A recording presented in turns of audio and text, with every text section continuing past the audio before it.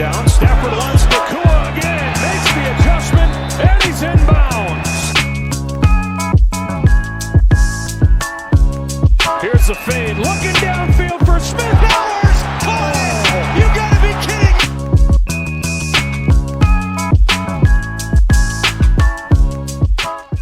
What's up, everybody? Y'all know what it is, man. It's your boy, Ray the Rob, right here. You guys are in for a treat today. I know normally I talk about all things, the things silver and black, but we got it since it's the off season. We got to talk about some other things as well that's going on around the league, right? Check this out, league check. Off season, all we doing is diving into everything, the things that's of the NFL. All right, but without further ado, I ain't gonna go into a big intro. Let's introduce my guest today. I got my man. Y'all have already seen him. Y'all already know who he is. He's a man with the plan. My boy, Uncle Daddy, a.k.a. Jerry Dillon. What's going on, man? Hey. I see we got a PBA out there, so good. That's all right.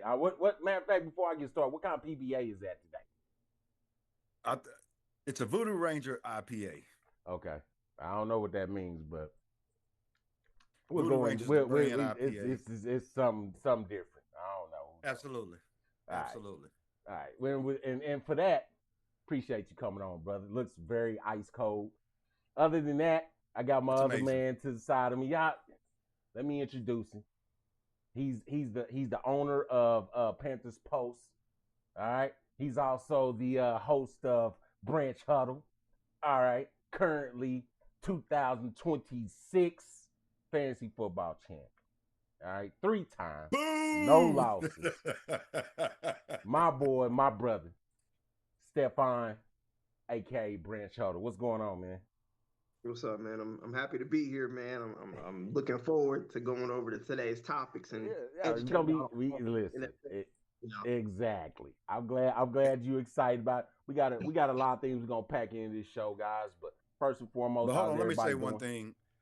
The only reason I booed him, y'all, is because he kicked my ass last year in fantasy football. So shout out to him for winning. I ain't a hater like that, but I actually am. I mean, you know, you should never be super congratulatory to somebody that beat you in the bowl. You just out of respect, you just like, all right, good job. Yeah, nigga didn't want to see you win. That's all I'm saying.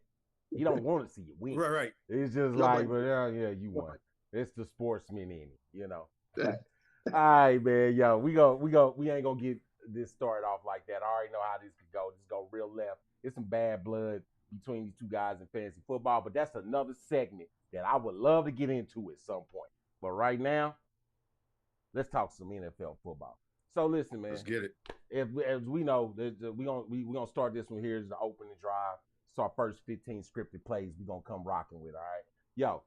One thing I wanted you guys to talk about was how you guys thought about the NFL season this year currently. I know there was a few injuries, a few little things that happened. Surprising seeing who the actual Super Bowl teams was this year. But if you guys can kind of go in, maybe talk about how you thought the season turned out. Do you think this was just like one of those outliers this year? Or is this some of a transition into something new? Stefan, I'm going to start with you. All right. First off, I want to shout out my Carolina Panthers. Made the playoffs, something I didn't even expect. So for me, that was fantastic. Let's start off with the Seattle Seahawks.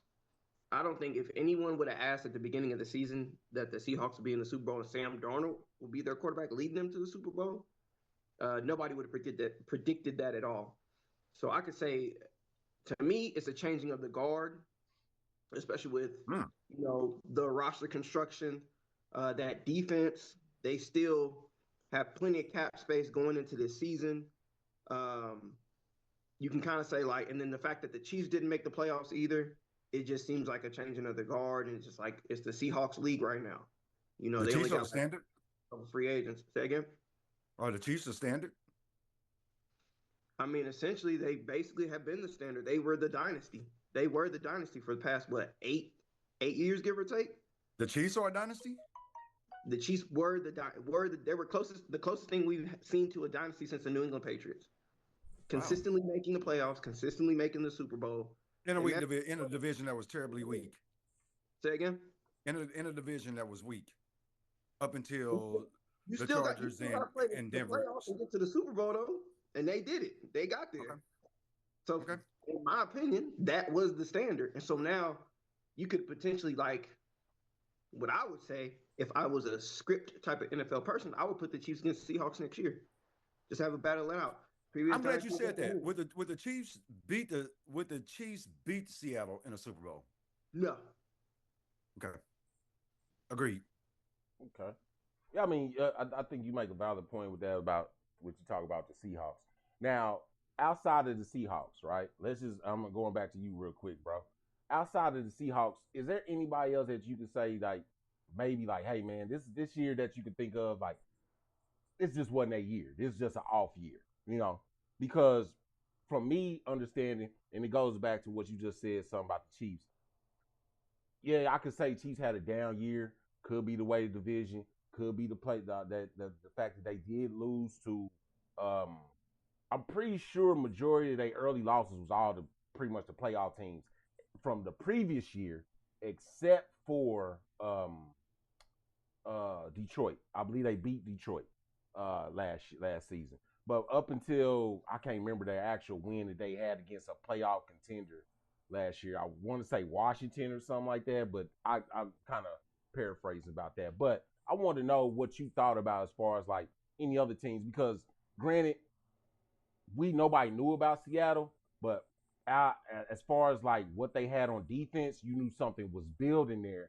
I just think over time I just think out through the season, especially with the things that you know about Seattle right now and how they kind of came together as a unit within their locker room, kind of helped them build up. I think they got a good coaching staff, but that's not to say that there is any other good teams out there. I was just kind of seeing outside of Seattle, is there anybody else? Because like I said, that's kind of like one that was kind of that was like nobody really knew that, right? We didn't know that they were going to make that run they did and be as dominant as they were in the playoff pretty much through the season and the playoff run. Yeah. So as far as surprising teams, I'll give you two. Okay. So the team that surprised me the most, New England Patriots. You couldn't another team. Even with the additions that they made, getting Mike Vrabel, you never would have thought that they would have been in the Super Bowl either. Granted, a lot of people say that a weak schedule, they were given a lot of weak teams, and that's how they got there. But once again, you got to beat the teams in the playoffs to get to the Super Bowl. So you still got. And then as far as a disappointing team, I would definitely say outside of Kansas City, I'd go probably really go with like Baltimore, Cincinnati, and I'm just talking about teams that didn't make the playoffs. Right. Who made the playoffs. But for me, Cincinnati was more disappointing only because you have arguably a top 5 quarterback, arguably top 5 wide receiver. Even though he got hurt, that team still had the top 5 wide receiver. Granted, like, you know what I'm saying? You could see the holes in the defense, how the defense wasn't successful. So I would say, matter of fact, I'll scratch that. I'll take the Ravens. Ravens was a much more disappointing team, to be honest. I definitely agree on that. Lamar Jackson, Derrick Henry, Zay Flowers, Rashad Bateman, and then you have that offensive line. And the fact that the defense wasn't like the Ravens defense of the past. Yeah. You know, normally you got a hard-nosed hitting defense that no one can score on and you're terrified of them. This year, nobody looks scared to go against Baltimore. Yeah. They essentially they were getting ran through consistently. And like I said, Lamar was hurt, but you still had a viable backup that got you to the playoffs the other year that Lamar was hurt. So I'll say Lamar's damn near hurt every year. Yeah. And then, and don't get me started on the fact that Todd Monken got a head coaching job, because you give him a head coaching job, and he's the same head coach that forgot he had Derrick Henry on the roster. Yeah, exactly. You have Derrick Henry, you feed Derrick Henry. You don't wait and be like, oh, we'll make the playoffs and feed him there. No, you feed Derrick Henry, and then you let Lamar, you do read options and stuff like that. That was the thing that we were waiting for in that type of offense with those two type of caliber players. So I would say, in my opinion, that was one of the bigger failure teams outside of Kansas City. If I had to center in on a specific team, I would say it's Kansas City, only because the going into the season, at least you would think they'd make the playoffs. The fact that they didn't make the playoffs, and they wouldn't have made the playoffs prior to the injury. I don't care what any other Chiefs fan says, they weren't going to make the playoffs. So the fact that they weren't So going to make the you don't playoffs, think the Chiefs would have made the playoffs absolutely not. last year? No. But you called Even them a if Mahomes dynasty. didn't get But you hurt. called them a dynasty earlier, so I'm a little confused here. They were a dynasty previous. Like they were the closest thing we've seen to a dynasty since New England. And I said that was a disappointing thing to see them lose. They were one of this. What changed them from being a dynasty? I'm confused because the only thing, if I recall right, and I am sipping, the only thing I recall was they lost Rasheed Rice for what was it, 6 games? Right. So what changed about that? If you really, we can dive into it. So I can say, from a disciplinary perspective, that team was an undisciplined team. They were false starting. No one seemed as though they were paying attention to the small details. Like when you had Eric Bieniemy as a coach on that roster, he held all players accountable, from Mahomes all the way down to the practice squad player. Every player was held accountable. So when you look at it this season, it didn't seem like a lot of players were held accountable. You're older than you were previously. Then you get Rasheed Rice back. Agreed. You're only using them on screens, and you're trying to get them in slants and things of that nature. And it was like the offense became predictable somewhat. Then the home run hitter wasn't necessarily there as it was in previous dynasty years when you had like Tyreek and things of that nature. So it's like there's a multitude of reasons as to why they didn't make the playoffs. The offensive line wasn't holding up the way it used to. You traded Joe Thuney to the Bears. That was a big mistake. That was a huge mistake. Yeah, Jawan Taylor, he regressed. And then Trey Smith eventually got hurt. So it's like there's a bunch of things that could have happened because during those dynasty years, most of the time they were completely healthy or mostly healthy at that. So there wasn't really, they didn't suffer the injuries like other teams did. Then they started getting hit with the injury bug. Then the running, and also you can attribute the running game this year. It wasn't hitting like it was supposed to. They weren't running the ball as much as they should. And that's why you see a lot of times they completely revamped that training staff or the coaching staff, got DeMarco Murray as a running back coach, brought back Eric Bieniemy, who his big thing is being a running type of offensive coordinator, and he's a former running back. And so you can tell that they're going to gear more towards running the ball and taking a lot off of Mahomes and trying not to make him do everything. So is that by force? Take note. Is that by force or is that by design? Because a typical Andy Reid offense is not running the ball, and he's had some great running backs. I want to make this clear. I'm not a Chiefs fan. Everybody knows this about me. I'm a diehard Raiders and Eagles fan. With that being said, Andy Reid has never been a running coach. Yes, he wants that ball in the air. Yeah, you can see the era is changing. The era in football is changing. You can't be a pass-only team. You have to. I agree. In my personal opinion, the football, like you look at the Super Bowl champs, great defense, don't turn the ball over. Kenneth Walker, take it over. 100%.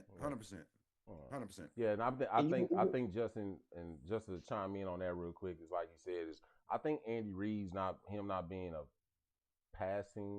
running style coach.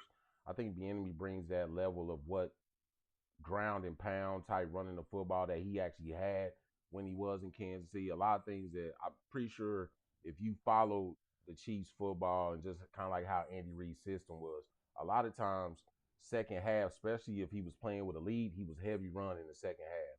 And that was really under Eric Bieniemy. If you go back and you look at the time frame, it was almost like scripted. As soon as the second half, whenever they deferred, I love the way you say scripted. Got the ball back, they come back and they say, "Hey, look, second half, we running right down the field." If you go back and look at that through, especially when they got Pacheco there, even obviously too the rookie season for Kareem Hunt, they really kind of try to adapt into that running game. But I want to kind of branch into another segment, guys, because you guys talked about, since we talked about the Chiefs, we're going into something really beneficial about the news and notes, right?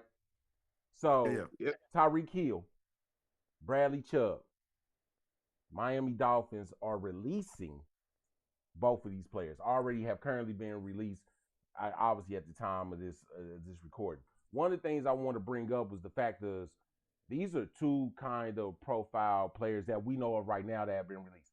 As of this recording, free agency has not started yet. That will be March 3rd or 4th, I believe. I can't remember the exact date.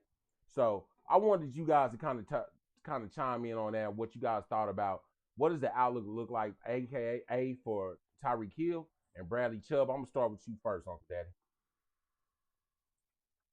I think Chubb will fit on any squad. Mm-hmm. He's a baller. Tyreek Hill, great player. I just don't know the health status of that injury he took. So honestly, would I want him on any of my squads? 100%. Mm-hmm. Even if he's at 80%, I would still take Tyreek Hill. Chubb, once again, I think he's one of those ballers that can get to any squad and make an impact.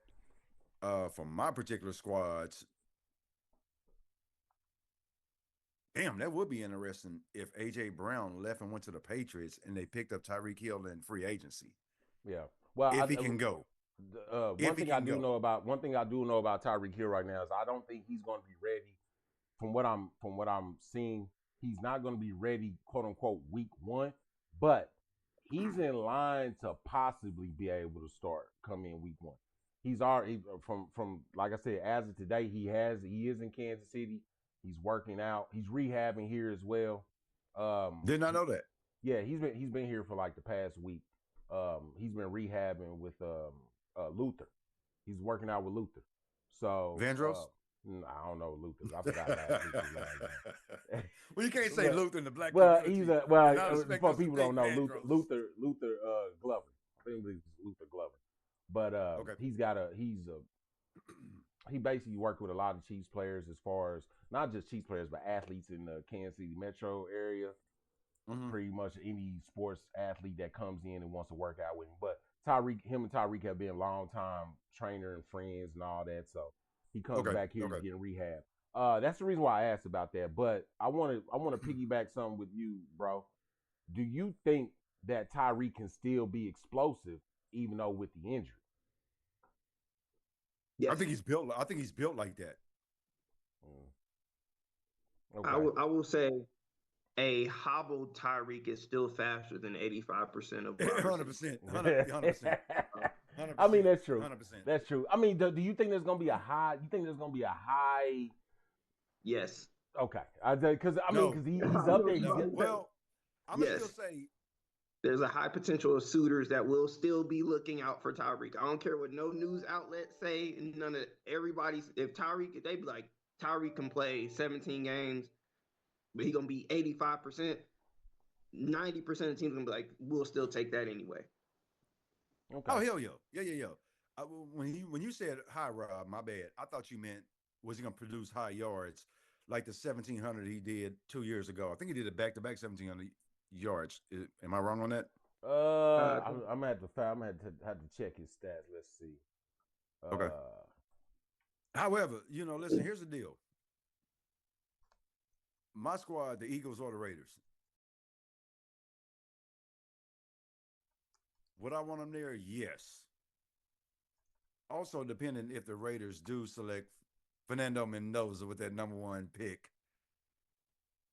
I'm not sure if I want him taken away from the yards that we got to investigate with the young cats that we have on that squad. The Becks, the Thorntons of the world, the Bowers. I don't know if I want him taken away from that. Not to cut you off real quick, Uncle Daddy, but Tyreek Hill did in seasons 22 and 23, he did have over 119 receptions. In both years, he did have 1,700 yards. That's what I thought. Yeah. Okay. Yeah. That's some production, bro. I don't give a damn how you look at it. Well, like I said, and that's where I was going with that. I just wanted to know what guys thought as far, because here's the thing. Tyreek Hill, we know he's not no spring chicken, but like Stephon said, he's a freak of nature, right? Somebody. Oh man, if y'all ever look at his workouts, he's got a work ethic that's pretty much unmatched. And I think if anybody can come back from an injury, like I said, I think a lot of people think Tyreek broke his leg. He didn't. He dislocated it. It was a knee, wasn't it? Yeah, but he just damaged the ligaments and stuff that was in his knee.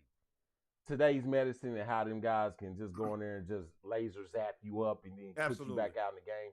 I think knee injuries now aren't the same as what they were 20 years ago.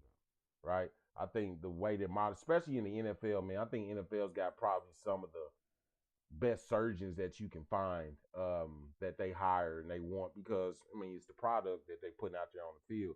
They want to make sure that their cars are running pristine. You know what I'm saying? Absolutely. But Absolutely. I did want to bring up Bradley Chubb though because Bradley Chubb is a little bit different, right? Bradley Ain't Chubb. Bradley Chubb related to Nick Chubb?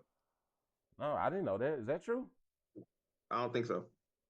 Are you just making that up? Is that true? Because I was about to say, listen, I'm today years Let's old bet and I found let's that bet out. a bottle on it.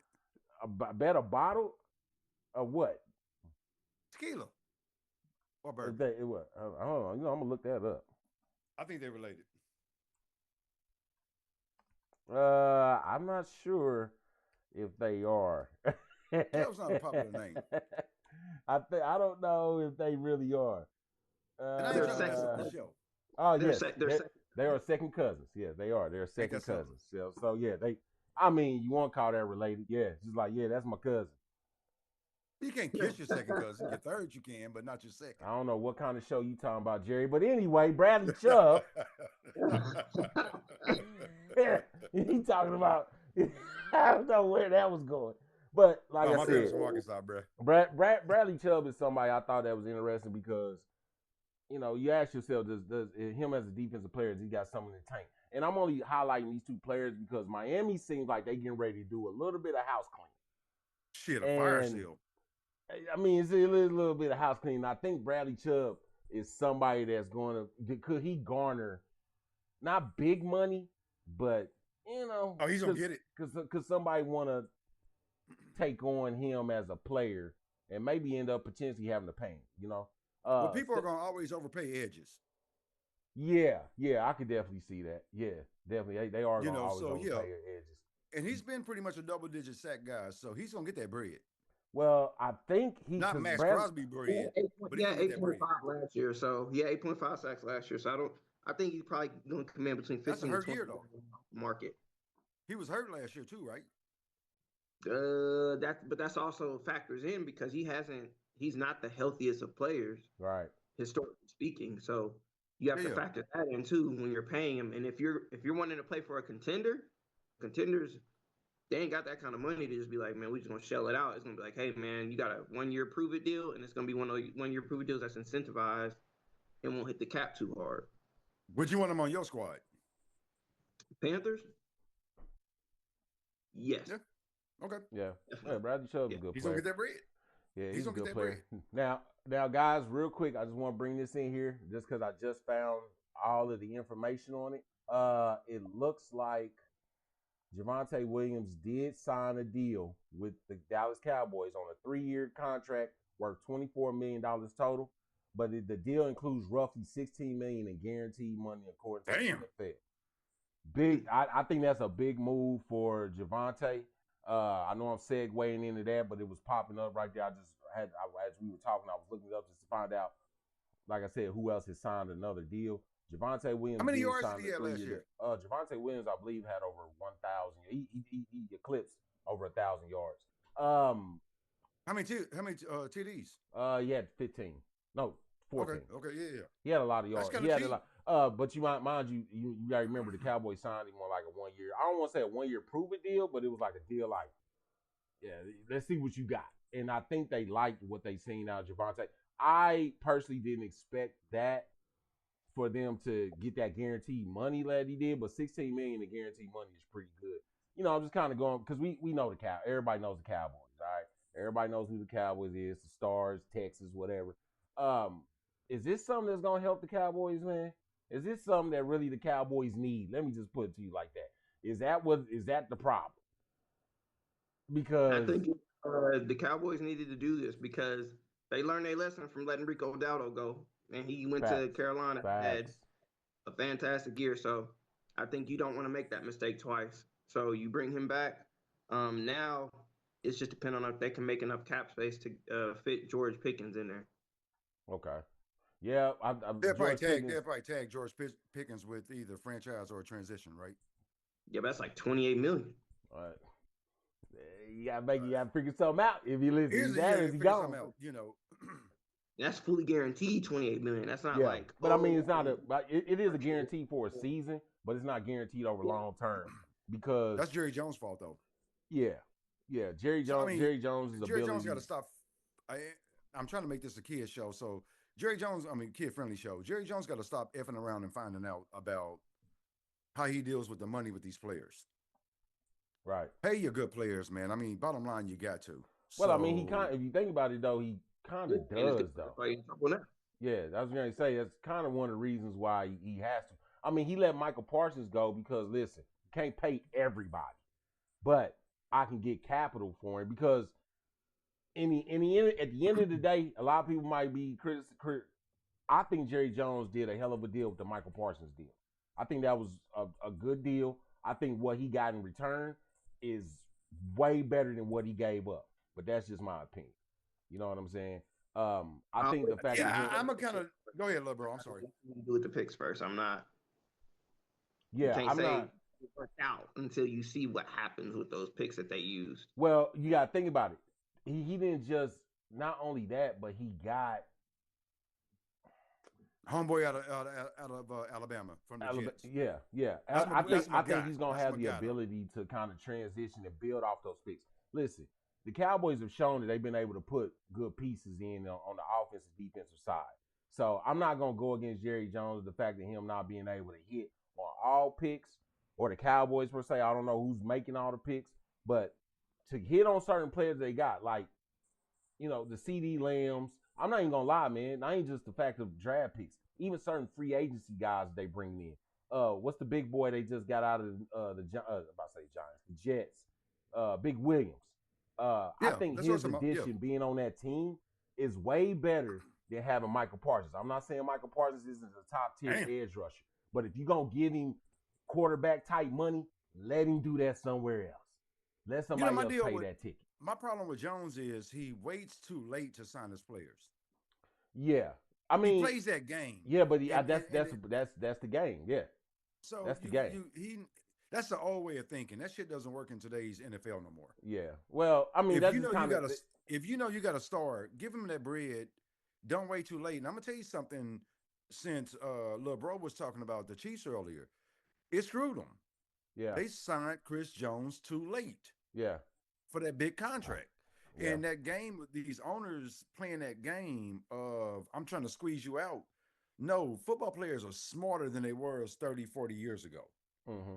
These guys are intelligent. They have intelligent agents. So when you hold on to the last minute to sign a CD or to play that game with Michael Parsons and to send him in your own division, that was goofy as shit to me. I mean, it's just kind of what it is about how they do about that, man. Because when you think about it, that's just the nature. That's just the nature of how they play football. You know what I'm saying? Because you got to play that game because either you overpay him or you don't pay him or you go on a free agency. You know what I mean? Like every team kind of does a little bit different. But I don't think necessarily what the Cowboys did. And I'm gonna go back to signing Javonte Williams as being a big deal, is because I think just for what they paid for him, $24 million over 3 years is not bad. $16 million guaranteed is good for him.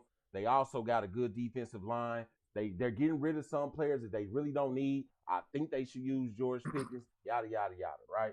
But you look at some people that hold people for long periods of time. I think that's not just necessarily about longevity for their team, what they think that they're going to do down the line. I think it's sometimes like, hey, look, we're going to keep you around. You know what I'm saying? Sometimes teams do that. You look at that nature sometimes where it goes in like Pittsburgh. There's many other teams I think that we can do and we can kind of like critique as far as like who keeps somebody too long or vice versa. But I think that for them, that's where good, because Jerry, you said something about Chris Jones that's gonna lead me into a segue that I did want to talk about, right?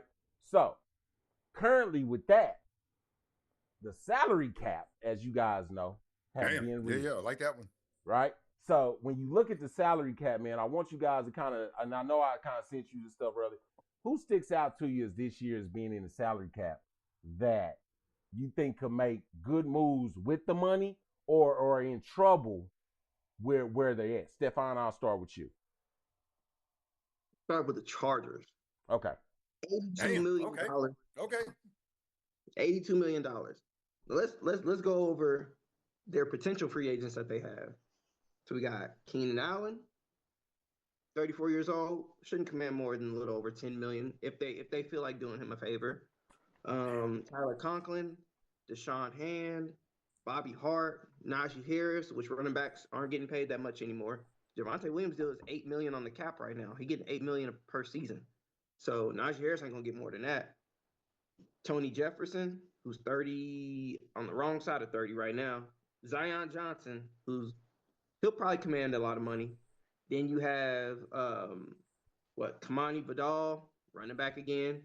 Jamari Slayer, who is an offensive lineman, or Salier, who's offensive lineman. Trey Pickens, and then you got Adafe Owe and Khalil Mack. Okay. Let's say they were a majority, if not all those players. They're still Damn, probably somebody did their homework. like maybe 40 to 50 million left to spend. And this is talking about a playoff contending team. So you can now go into free agency, fill those positions that you lack in, whether it be edge rusher if you need another one, interior defense, if you got to branch out and fix up the secondary. They have a lot of money that they can play with right now to improve that roster. So for me, if you're a playoff contender with over $82 million and not a lot of free agents to sign, that's my favorite right there. That's the team. Cool. Uncle Daddy, same question for you. What do you think? I'm going to go with my home squad. Okay. The Raiders. Well, I don't I think know. the Raiders Well, you said home squad. I don't know if you're talking about Raiders or Eagles. So, I mean, my that's bad. a different I'm story. going to go with the Raiders. Okay. I think the Raiders, I think their squad is not as bad as people think. Mm-hmm. However, I don't think they have to spend as much bread as most people think. They will. I'm sorry, what'd you say? Nothing. Go ahead. My bad. Go ahead. In my personal opinion, if the Raiders spend some bread on, I think his name is Lindenbaugh, the center out of Baltimore, switched over Powers to guard, snatch up that linebacker out of Jacksonville. I think he's going to command some money.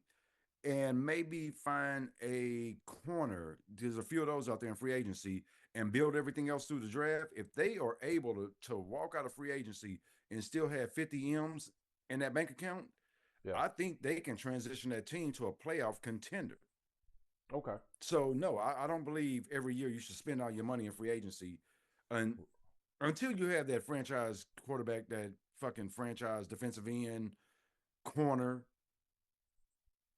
I think they can come out this year and damn near look like the Seattle Seahawks. Okay. Well, I mean, that's debatable, but I mean, I do like that. I like how you kind of just add about some of the pieces that you think they can add. One thing I will add is I will piggyback off my bro. I do think the Chargers could make big splashes with where they sitting at the cap wise. One other team that I will bring back. I will say that he did his homework on that one. That was dope. Yeah, one team I will think about that we will add that we talked about was the Seattle Seahawks. I believe they sitting at 63 million still. Like that outcome of what they did. Champion? Huh? A Super Bowl champion got that kind of Yes, bread? they sitting at $63 million. Them coming off of that is remarkable, man. That means they can do a lot of big things. It really is. I'm not and I'm only going off like what Stephon said, teams that were playoff teams. Going into the next season looking at it, that's remarkable, man. The fact that they are one of the teams, I think they sitting at like top 5 in cap money, which is crazy. But I'm gonna look that on the screen, y'all. I gotta verify that real quick. That is crazy. Yeah, they really have a lot of cap money. But when you go and look at the team overall, the pieces they have, like you gotta remember JSN is sitting on a rookie deal still, which he gonna get paid. JSN, get the bag. Shout out to JSN. Listen, Justin Jefferson money. You went to wide receiver. You get that bag. Ain't no more LSU, baby. It's Ohio State wide receiver. You now. But yeah, I go from there. But yeah, man, I think the them coming into it. I do like your take on the Raiders. It's just the only thing I know about the Raiders is coming into the season. Y'all right. There's a lot of big changes that's gonna have to happen in order for them to transition to that team that will be like Seattle. Mind you, Mike McDonald took him over 2 years to really get it how get the team to think his mentality to be able to put it out on the field. Nothing wrong with Pete Carroll, but sometimes the old dog ain't got the new tricks. All right. So Mike That's correct. McDonald teaches the tricks. One of the things that I really started to look at too was the Minnesota Vikings, man. -40. Big trouble. All right. So for me, I really didn't want to chime in on them. I know they got a lot. I know the Cavs because some of the bottom teams I'm looking at, man, Minnesota, Dallas, Cleveland, Buffalo, Kansas City, Jacksonville, the Bears. These guys are in Detroit. These are the lower teams that are negative in a salary cap. So for me, I know you can still build a team on a negative cap. It's just a lot of restructuring that has to come on, moving some money. If I was to tell you about those teams I just named between Detroit, Chicago, Jacksonville, Kansas City, Buffalo, Cleveland, Dallas, and Minnesota, them being in negative, who do you think that will be able to transition? Not necessarily transition, I'm going to say transition, but be able to still be competitive working against a cap like that. Uncle Daddy, I'm going to start with you. Buffalo. Okay. Because you got Josh Allen. Gotcha. Okay. Now their defense is screwed. They gotta fix that D some way, somehow. But to me, I think Buffalo, because you got Josh Allen and that boy can ball, they're in the most trouble. Okay. Who you got, little bro?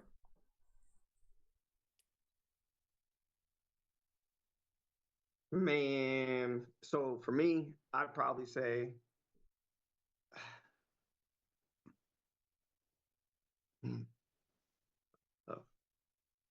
I'd probably say Chicago because Chicago, they don't have a lot of pending free agents right now either. Yeah. And they were basically an overtime away from being in the championship game. Yeah. You still have a quarterback on a rookie deal. You still can go through restructures. You can make that space in order to bring back more defensive help because offense is fine. Offense Are you a ready. restructure fan? No, because that kind of kicks that player down. That kicks that player's contract down the line. Yeah, I'm not a fan of kicking the can down the road whenever you have a quarterback on a rookie deal. That's a small amount to pay the quarterback, so you can always align it up to where a year before, that's when that the big money hits. So agree, but what happens when you have switch it? When you already have a superstar on the squad? I get that's the new NFL formula. But what happens when you have a stud defensive lineman, corner, somebody of that nature, two of those guys on your squad? That's a gamble that you're taking. Right? Of course. So it's all about cap management. You have to be able to manage that cap, and you have to make those pieces fit. So you have to have a GM that knows how to do that shit. I mean, prime example, Kansas City Chiefs, man. God, you keep tapping that wheel. When they had the assistant GM, who is now the vice president GM of the Carolina Panthers, he structured Mahomes' deal to where you can kick that can down the road, win as many Super Bowls as you want to. They convinced Travis Kelce to take a discount. They convinced Tyreek Hill essentially to take a discount. And it wasn't a hefty discount that either player took, but they took discounts. And then with Chris Jones, he took essentially a discount per se. Like he didn't get the money he thought he was gonna get. They gave him a little bit less, but they structured that deal to where all that money would be down the line. And so what they did, kudos to Kansas City too.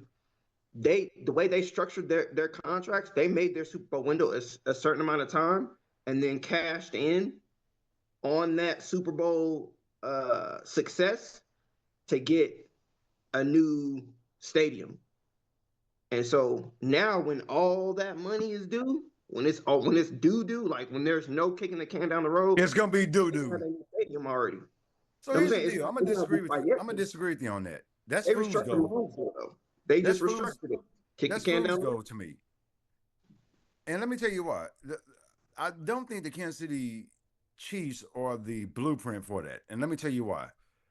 They had it easy for years because they was going into the season with an 8-0 record due to the fact that my squad, the Vegas Raiders, was trash. Denver wasn't good.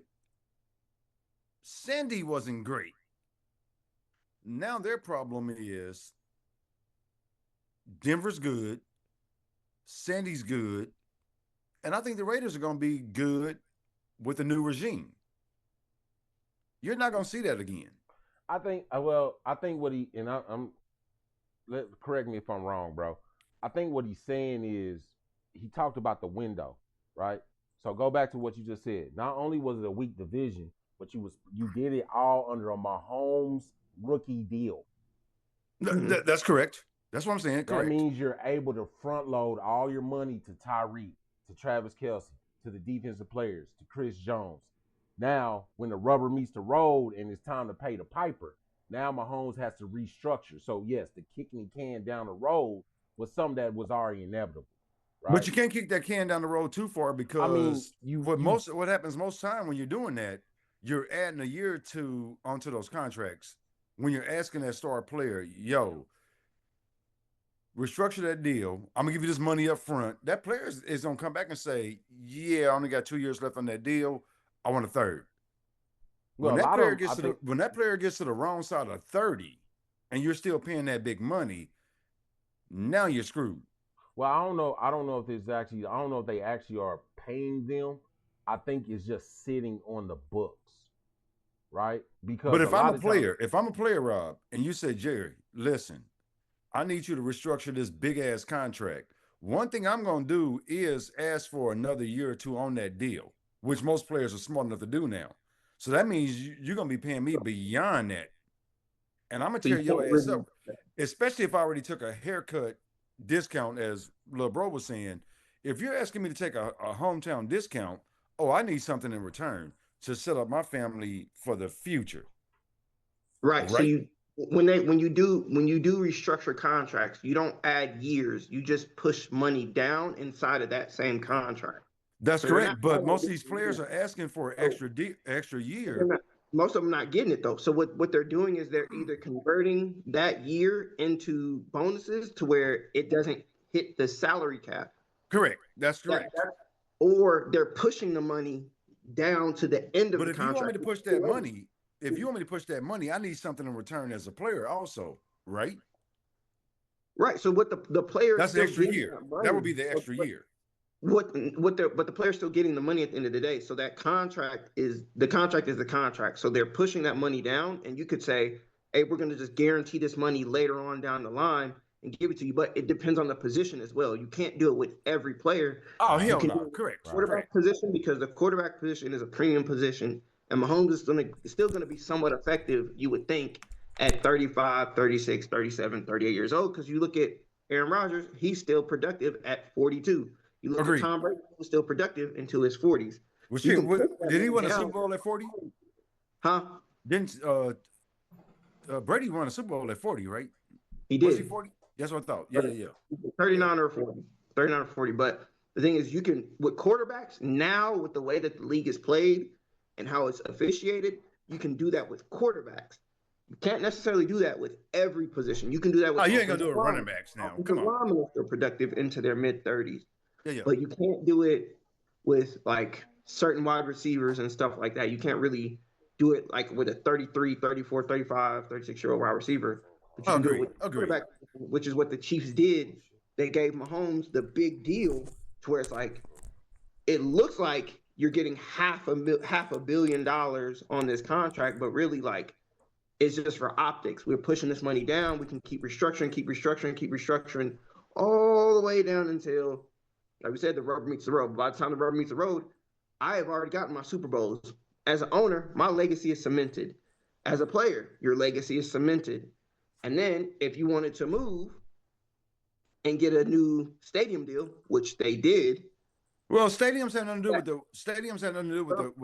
with the contracts. But what I'm saying is you capitalized on your Super Bowl window and then got a stadium deal out of it. 100%. I'll get what you. Okay. And it's pretty much a deal that is completely advantageous to the Chiefs ownership. They are taking all the money back. They're going to make their money back quickly, just like that, and then have money on top of that. Money back my ass. They didn't spend no money. That's a wrong deal, but that's a different show. That's a totally different show. I'm saying, and that bullshit is that shit is brewing actually in Chicago right now. They're considering moving Chicago to Indiana. Mm-hmm. All right, my bad, Indiana. So it's like when it's all about when it comes to restructuring deals, you got to be smart about it. You just can't willy nilly do it and just do it for everybody's deal. You I have agree. to properly plan, which is what I'm saying. What Kansas City did is that I'm using them just as an example because they picked the right position to do it in. They gave it to the right player, and they're able to just continue to push that can down the road. So like when Caleb Williams becomes a free agent, you can do that with him. Or Do you um, allow Frank? Do yeah, you? with Joe Burrow's contract or Josh Allen's contract. You can do it with all their contracts and kind of like you can do it with that position. You can't do it with every position though. Right. I would say though is as far as the team's concerned, as far as cap situations and how the money needs to move and how teams can capitalize, and let's say capitalize off of certain contracts not due yet, right? And even though we talking about the Chiefs ain't just one of the teams that's always doing it. I think we talk about the Mahomes contract because we already knew he signed a team friendly deal because of how he's able to fluctuate back and forth, going here and there, right? But you look at the fact of what you see with Caleb Williams, okay, with the fact that he is on a rookie deal and what they've been able to do now.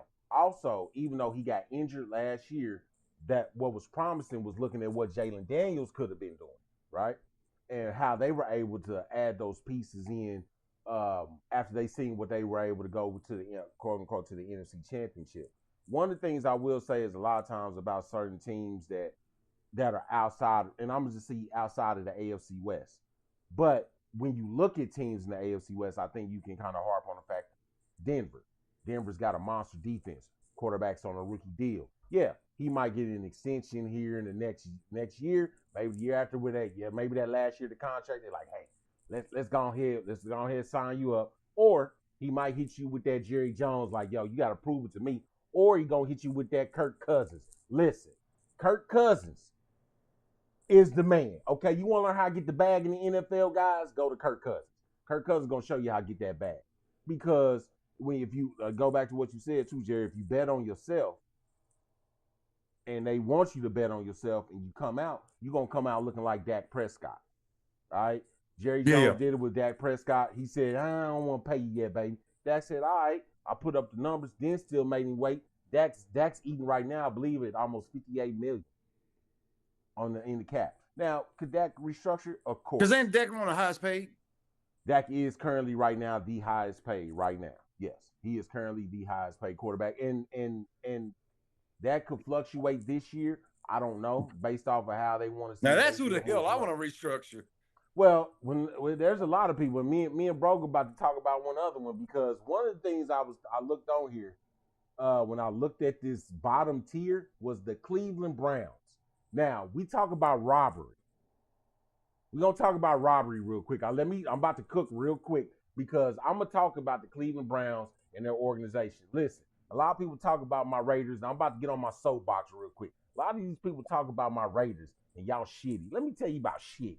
Okay? I can tell you that we got some shitty quarterbacks, but we've never given one $250 million to only play half a season. All right? No way in hell.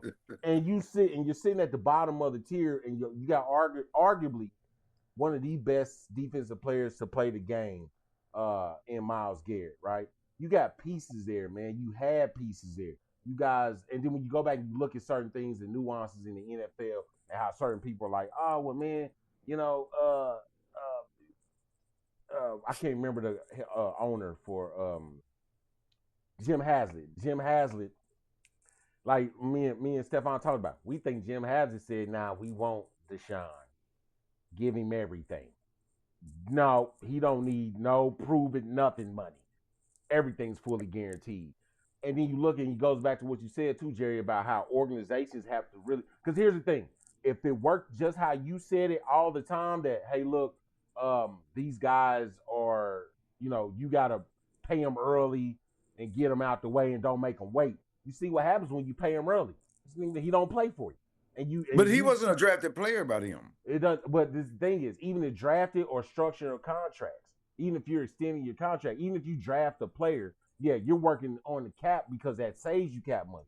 But when you're trying to re-sign what you were talking about free agency wise, in the end, you can look at a situation that's like this, right? Where you're looking at a guy that you can't use.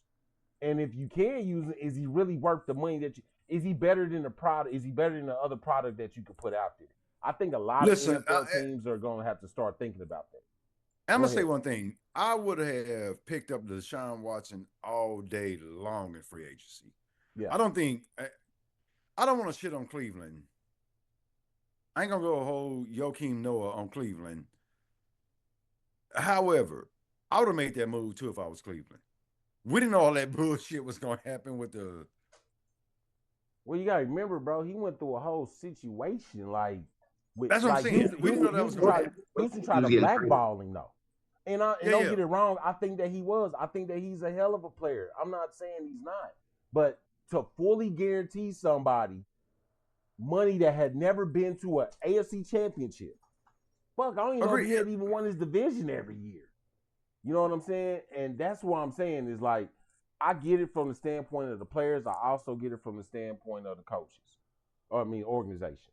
Because you still trying to figure out how to make all these pieces work. I think a lot of times we talk about cap space, and everybody just thinks, "Oh, you just pay them. You just pay them. They're gonna be able to do it." Like we go back to the Tyreek situation. I heard a lot of people saying Tyreek's coming back to Kansas City.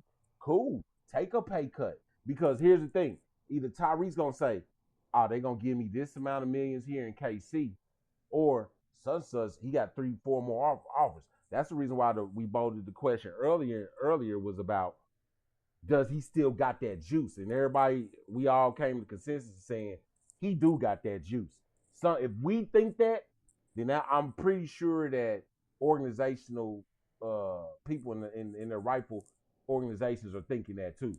Somebody gonna throw him in the bag. Yeah, agree. You walk in and say, "Yo, yeah, I want to go back home." Back to what you said about Chris Jones. I did find out, and this is per Chris Jones, that he had other offers on the table to go elsewhere. He took the money that he wanted because he wants to solidify himself with the Kansas City Chiefs. He wants to be one of those guys and loyal to the soil. Well, that works with you, and it works against you, because what your loyalty could be ain't the same loyalty through the organization. So you kind of got to have that understanding with it, right? I think that everybody doesn't have that. Here's where I think NFL players. I'm sorry, I ain't gonna say NFL players only. Here's where I think players get it screwed up sometimes. We've had success in this spot. It's okay to go to another team sometimes, y'all. One of my prime examples, outside of Chris Jones, love this guy, a flat-out baller, Dame Lillard. Should have left Portland years ago. Should have took his ass to the Bay Area when they got rid of Klay Thompson, when they traded Klay to Dallas. In my personal opinion, Chris Jones, the year of his contract, should have maneuvered his way to freaking Detroit. Why? Mm-hmm. Needed an edge, had the bread, a playoff contender / Super Bowl contending team. I think he would have fitted better in Detroit. And I don't know where Chris Jones is from. Correct me if I'm wrong. Didn't he play in Mississippi or Mississippi State, something like that? Mississippi SEC? State. Yeah, that's what I thought. I probably would have transitioned my career, because at that time he already had a ring with Kansas City, correct? Ring or two. I probably would have took my ass to Detroit and got that bread and won a ring there, because I think that was something they was missing. To line up opposite side of in the middle with Hutchinson and all them, I would have took that bread and went there. So the year that he sat out, I don't think Detroit was. They lost that game to Detroit, actually, I think. They did, but I don't think that Detroit was Detroit yet. I think that was the year that they became Detroit. That type of team where you're like, oh, we got to watch out for this team in the playoffs. I don't think they were at that level. So to say he would go there, that's like hindsight 2020. You know what I'm saying? That team wasn't really where they were at the time that he was a free agent. However, I do agree in a sense, because to me, as an NFL player, once that money stops, if you ain't done nothing with that money stops. That's why you see a lot of that's correct. And kind of going through it, because you didn't get as much money as you should have.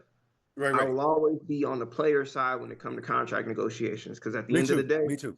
ain't Because nobody gonna it's a care about you business. like they don't care about you. It's a It's a business. business. The owners know it's a business, and they didn't get to where they was at by being nice to people That's correct. and making team friendly deals. So That's correct. if you a defensive lineman, you a running back, you a wide receiver, get your money because the moment you can't produce, they will cut you. Yeah. That's Yeah, correct. I think that's They'll why. spit your ass out like gum. Yeah, and go back to that. I think that's too, and piggybacking right, like I said, off the Javonte Williams stuff we spoke about earlier. Getting 16 million guaranteed is pretty cool because I think that most running backs are deserve more, but then again, I think that's all based off production. So and maybe some of that stuff can be worked in your contract. Like, yo, if you give me the ball 300 plus times, you got to guarantee me an extra 5 mil or something like that because now you're Yeah. utilizing me. My usage rate is going up, and like you said, you kind of just you using up my production so that I won't be worth nothing any later years. A lot of things I think that most people are gonna hit on is too about players being paid, right? And in this NFL now, as we know, the cap goes up sometimes. I don't know if it's every year, and if it is every year, it's Yeah, not it like goes up every year. it's not like drastically just jumping up. Like we're not seeing a bunch of like year over year $10 million cap increases. I think this year is going up maybe about 4 or 5 million. Okay, gives teams a look. And the thing is, I think a lot of people think, oh, more money means more able to sign. No, that doesn't give you really more flexibility. It just means higher contracts. Mind you, Correct. the reason why I'm saying that is because at one point, a top quarterback money making in the league, and this was roughly 10 years ago, was over $30 million. That you was the top quarterback in the league making $30 million. Now that's wide receiver money. Yeah, right. So now we looking at it from that point of like, all right, yeah, I'm raising cap, but that just means that the price go up. That's all that means. That just means Is that due to agents or quarterbacks getting better? Or positions getting better? I just think it's the market. I think the market. I It's believe just the market gets market set on meeting players. the cap hike or the cap hits or the cap increases. Because like Big Bro said, like this year they went up 20 million. That was historic. That hadn't happened since 2022. So I would say, I said when you get more like more top to the cap, more limit to your cap, the more the money goes up. The next big person wants to get paid, so it's just gonna keep doing this. So the cap got to be up here, and as they keep climbing, you got to keep increasing the cap. And the NFL is doing a good job marketing, and fans are more into the NFL than they've ever been in past years. So we're gonna have a couple quick conversations. Let's talk about die-hard fanship. Okay, if you are a die-hard fan, this is my minute to mingle. Okay, guys, this is my minute to mingle. Die-hard fan. You have one team because you're a die-hard. You can't die hard twice. Okay, let's look up the definition of die-hard for a moment. Die-hard definition: a person who is extremely loyal, Hey, what's up, Pearl? dedicated, Jerry had dip. or stubborn, Huh? often resisting change or clinging to outdated attitude, cause, or position. That is the definition of a die-hard. You cannot have two teams if you're a die-hard. So I just want to say to those of you who have two teams and you claim that you are a die-hard, you are wrong. You're just a fan of two teams. That's it. You're not a die-hard. You're just a fan. Thank you for coming to my minute to mingle.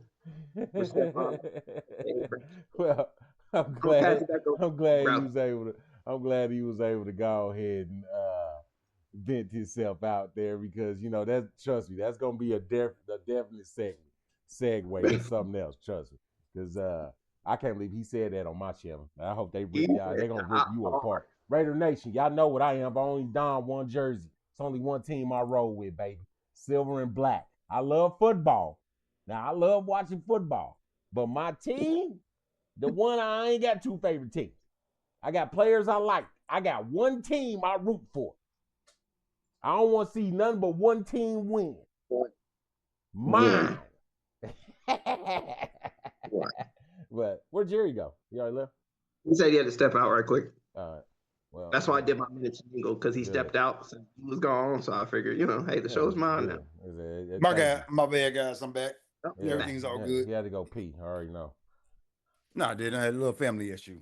But yeah, man. Back to our salary cap, because I want to finish this one up before we do. I wanted to talk about one other team, right? And I was looking at this, and I gotta want you guys to kind of chime in about this as well, because I talked about the bottom half, right? So I'm going middle tier right now, and one of the teams is three of the teams. Two of the teams we know we haven't talked about, but the other two I kind of want you guys to think about. So one, Stefan, you had already brought up, but you didn't bring him up. You talked about him, but I don't think you talked about as far as your cap space. Carolina Panthers is one sitting at $9.8 million currently right now, right? The second one was the Philadelphia Eagles, who was sitting at roughly about $2.8 million, okay? The next one was another team that we talked about, because this all kind of coincides with the fact about what we're looking at for Houston Texans, who are sitting at $8 million, and the Green Bay Packers, who are sitting at about 4.3. So Carolina, Philly, Packers, and Texans. These guys, they're over the cap. They're not under the cap, but they're under 10 million. I'll put it like that. Between 10 and 3 million. If you can kind of elaborate on what you think, especially like you said, even about the Panthers right now, what you think they can do as far as not really doing anything major with the cap, but do you see anything that could kind of change with them as far as them being able to free up more cap money, bring in somebody, or is there going to be some more maneuvering that you think is going to happen with them? And even outside of that, outside of the Panthers, do you think, like, because I'm really more concerned about thinking about the Packers, right? And what's going to happen when that fork in the road really hits, and what the Packers could look like in the future with the contracts that they're going to be having under their belt, But bro, I'm gonna let you cook with the Panthers real quick. All right. So, according to overthecap.com, you can go check out the website. They actually list out the restructures, or what a simple restructure would look like, and then a maximum restructure would look like with the current cap space. So currently with Carolina, like you said, we have 9.8 million. With a simple restructure, we could reach 71 million going into the offseason. Now, will we do that? Probably not. We still will restructure some of the deals to make some space to maybe, I would say, get to 40 to 50 mil. So we can start to fill in some of the positions that we're missing. So edge rusher is available. With Xavier Legette not really producing as to where he should be, we could end up restructuring going after Mike Evans, because Mike Evans is supposed to be testing free agency, and him and Dave Canales had a pretty decent relationship with his time in Tampa Bay. And then we'll have to also look at potentially filling in that running back position, because Rico Dowdle's going to leave. And I know we still have Jonathan Brooks, but with Jonathan Brooks, he's coming off the ACL injury, his second in 3 years, or second in 2 years. And so we have to really be very careful, though, because Bryce Young's deal is coming up. And we don't know this is Bryce Young's first really successful season, right? Yep. But we really don't know what kind of Bryce Young we're going to get. I still remember Bryce Young threw for 52 yards or 55 yards against the Seattle Seahawks. Mm-hmm. Then turns around and completely demolishes the Falcons, then disappears against the Saints.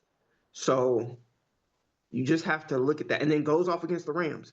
It's just an up and down type of thing. You have to figure out, is Bryce Young on the Panthers? We could get up to 50 plus mil. Like I said, 72 mil with a simple restructure. Maximum restructure, we get up to 121. We're not going to do that, because that would just be bad mismanagement of money and bad mismanagement of the cap.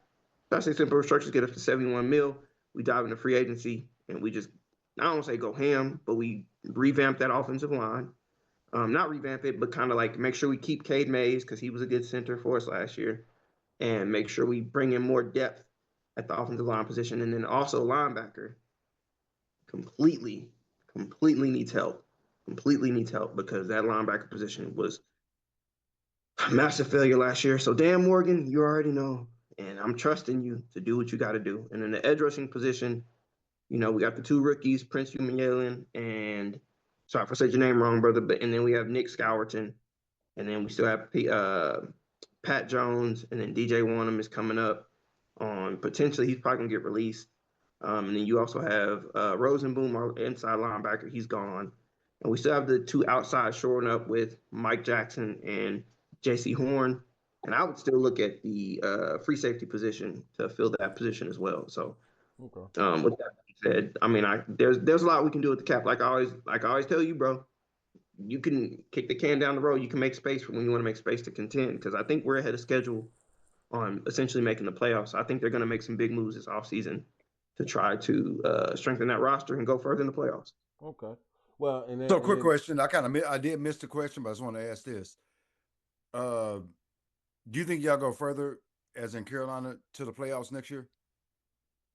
It depends on what we do in the offseason. If everything lines up with free agency and whatnot in the draft. Let's say we get Mike Evans in there with Tedero McMillan, Xavier Legette, Jimmy Horn, and let's say we go get Sadiq from Oregon, that tight end, put him in there, put him alongside Tommy Tremble, have them alternate out, and we still get to keep that offensive line and maybe bring in a left tackle because Ika McQuanu is probably going to be out at the beginning of the season. I would say, yeah, and then improving that interior, like we did improve the run defense, so that was good. But yeah, I mean, if we make the right moves, and I'm not saying that to be like, oh, everything got to be perfect. If we just make just enough right moves, 2 or 3 pretty decent moves, I would say, man, we can go in there and we can win it. Like we had 2 bad losses to the Saints that really we should be double-digit wins. And then we always have the Falcons number for some reason. I'm not complaining about it. And then the Buccaneers are getting older. They're not getting any younger. And you lose like that. Agreed. You got to replace that production. And then also they're losing Levante David, and probably that secondary is going to take a hit too. So I would say right now the division is ours. It's ours. Damn. Okay. Well, I think in the piggyback off that, just because I think the division, and we spoke about that probably like last season about what Carolina as a team can do to kind of like push themselves to the next level as far as and kind of striking while the iron's hot while you sitting on a rookie deal, right? Mm-hmm. And you and I both know like just certain things that transition within organizations. Like you'll get rid of pieces because you want to get draft picks, and then you'll get rid of cornerstone pieces because you want to add this and that, and then you kind of start looking like, yo, hone it all in. I think, and I think me and you even talked about some of the pieces that got put in there. You already brought up Legette, and you know how he's underperformed, especially where he was drafted at. But then you look at the fact of like, I like Chuba Hubbard, right? But I think Rico Dowdle's a hell of a player within Carolina. I think it fits well for him. But I think they might not want to pay Rico, or Rico Dowdle can go garner money somewhere else that Carolina don't want to pay. That's the reason why I kind of asked about that, because then does that set them back?